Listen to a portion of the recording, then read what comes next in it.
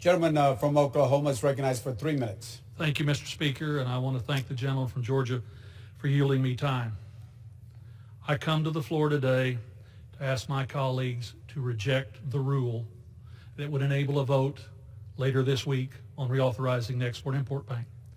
Many of you will say, why, Frank, of all people, would you come to the floor to ask for the rejection of the rule and the underlying bill? Well, the reason they would ask that is because no one has worked harder than I have in my career here to make sure that this economic tool is available to American businesses. No one has struggled harder than I have to make sure that those individuals who make their living in the industries that use the bank are able to continue to do that. No one's worked harder. The last time this bill was reauthorized, I sat in the majority. And my leadership at that time was opposed to the reauthorization of the Export-Import Bank. My colleague from Tennessee and I used a procedure from the beginning of the previous century to discharge a clean version of the bill, to bring it to the floor, to pass it, and ultimately be passed by the Senate and signed by the President. So there's no one who appreciates more than I do the importance of this bill. So why am I here? I had a couple of amendments offered in the Rules Committee. Now, I know some of my colleagues have said, Frank, why didn't you offer those amendments in the markup of the bill? Well, my friends, I've been around here long enough, and I've been in this great life that we live in long enough to understand there's some fundamental rules.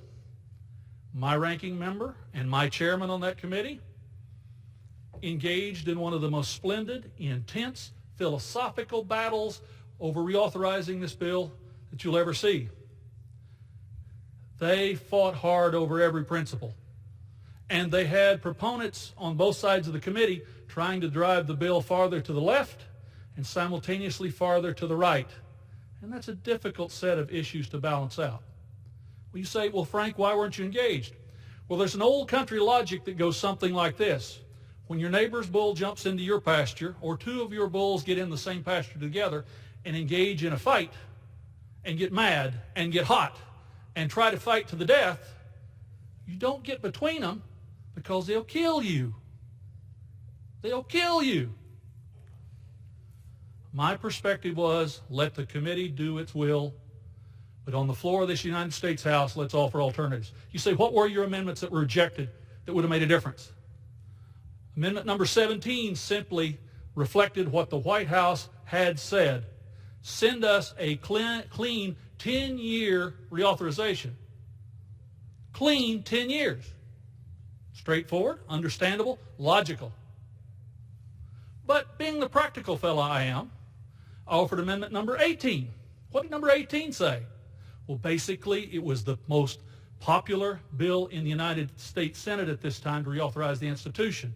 10-year reauthorization, raise the capitalization level to $175 billion. Supports the bank, but who opposes this rule. I'd like to yield an additional minute to the gentleman from Oklahoma. Gentleman from Oklahoma gets an additional 1 minute. Thank you, Mr. Speaker. And address the quorum requirement. Either amendment, I believe, would have passed the floor. One amendment would have assured us a signature immediately. The second amendment would have assured us, I believe, passage in the Senate. But the forces fought themselves to exhaustion. And I came, as I had before, to appeal to this body as a whole. I was denied that opportunity. So yes, I'm voting against the rule. I'll vote against the bill. Because you see, somebody that matters greatly on the other side of this campus said, this bill will never be heard over there. Will never be heard. I'm here to make things happen, working with you. I'm here to make things happen on behalf of our constituents, working with you. And that's what I tried. Reject the rule, force this back to the Rules Committee, give me a second chance. Give me a second chance. But you have to vote no on the rule. I thank the gentleman from Georgia for the opportunity to express my concerns, and I yield back.